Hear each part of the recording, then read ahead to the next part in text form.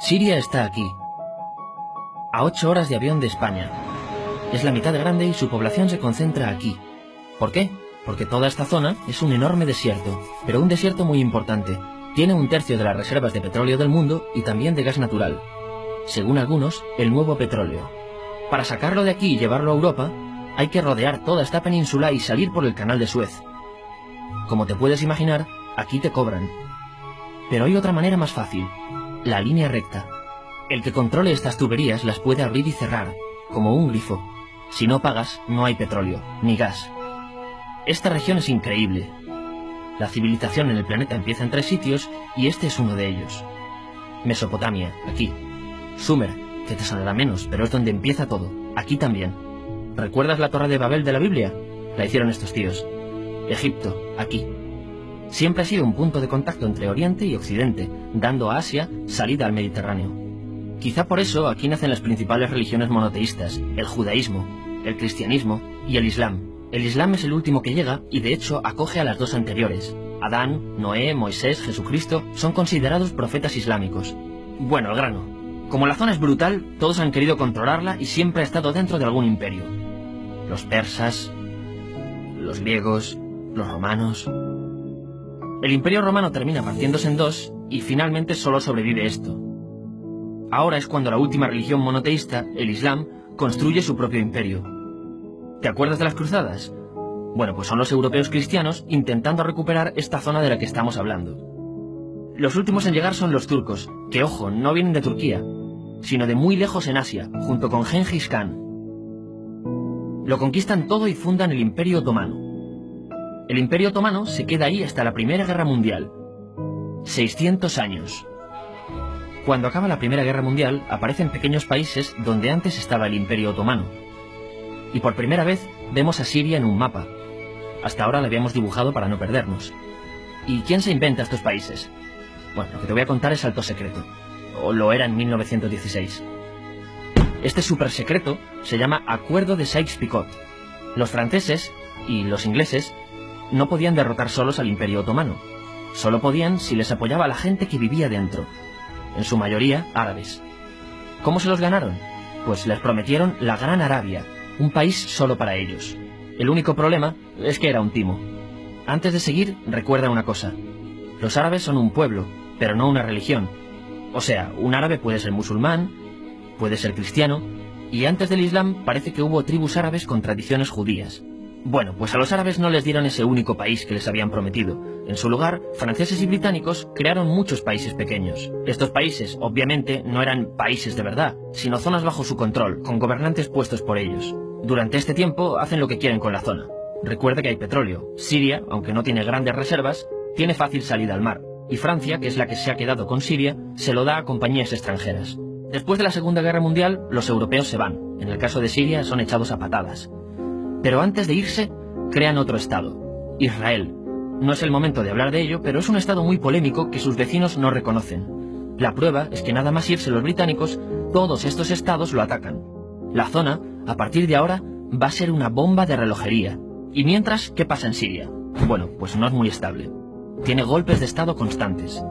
En esa época, aparece en Siria una ideología que se hace con el control y se expande por el mundo árabe, el Ba'ath.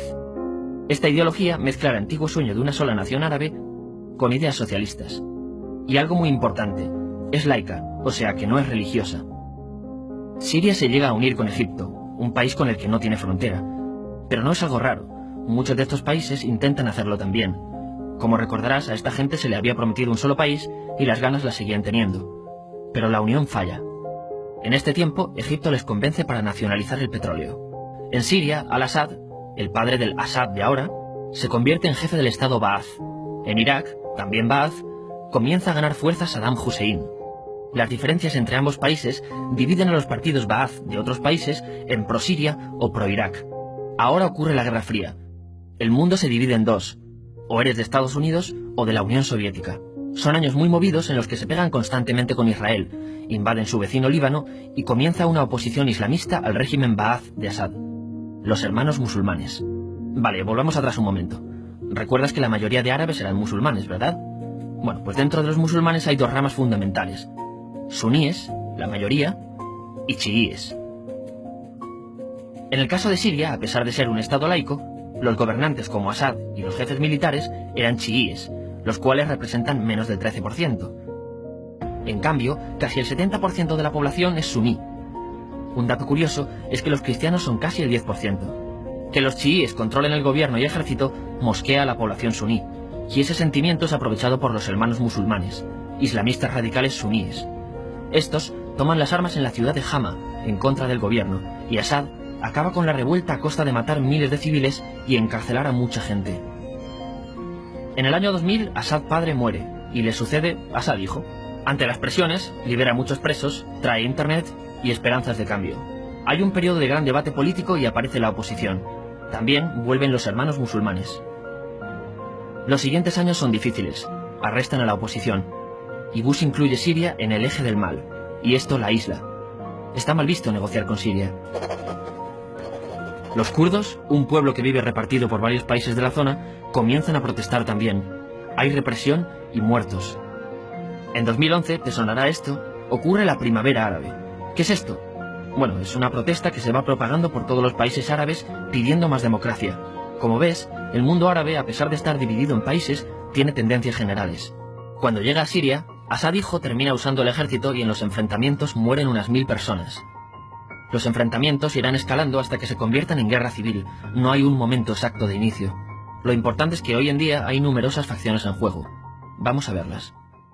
Pero primero piensa en que todo está dividido entre chiíes, la minoría, y suníes, la mayoría. Chiíes, y además laicos, o sea, no religiosos, son el gobierno de Al-Assad. Controla todo esto, que si recuerdas son básicamente las zonas chiíes del país, y está enfrentado al resto. También mayoritariamente laico, pero suní, es el Ejército Libre de Siria, o FSA en inglés, junto con el Frente Islámico, que es religioso, y otros 70 y pico grupos más, forma una coalición que la prensa llama simplemente la oposición.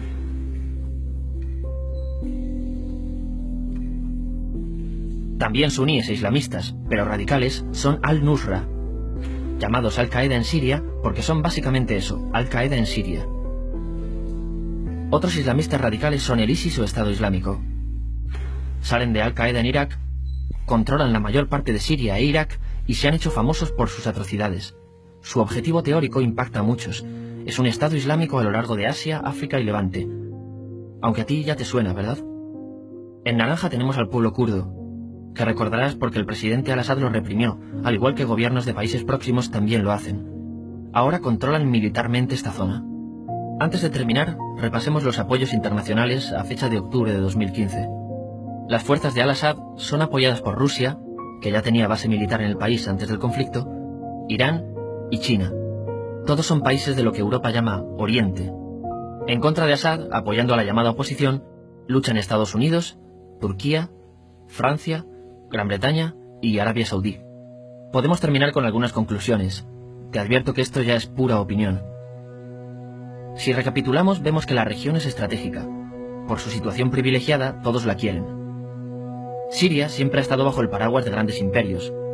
Piensa que hace 100 años la actual Francia era Francia. Gran Bretaña era Gran Bretaña. Pero es que hace 200 también, y hace 300 también, y hace 400 también.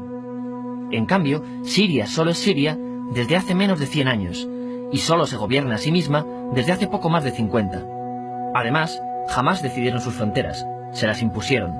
Europa dividió Oriente Medio a su antojo para controlarlo, diseñando países sin tener en cuenta su población. Muchos historiadores dicen que todo pueblo tiene la necesidad de manejar su propio destino, pero estos ingredientes que hemos visto juegan en contra de proyectos como la Siria Ba'ath, que encima usa la represión para mantenerse. En última instancia, lo que producen es una guerra civil. En este contexto no es extraño que aparezcan actores que se alimenten de la desesperación, el sentimiento suní de opresión y la visión de Occidente como invasor. ISIS usa la identidad árabe y la mitología de antiguos imperios. Cuando quieras entender el presente, pregúntate, ¿y el pasado?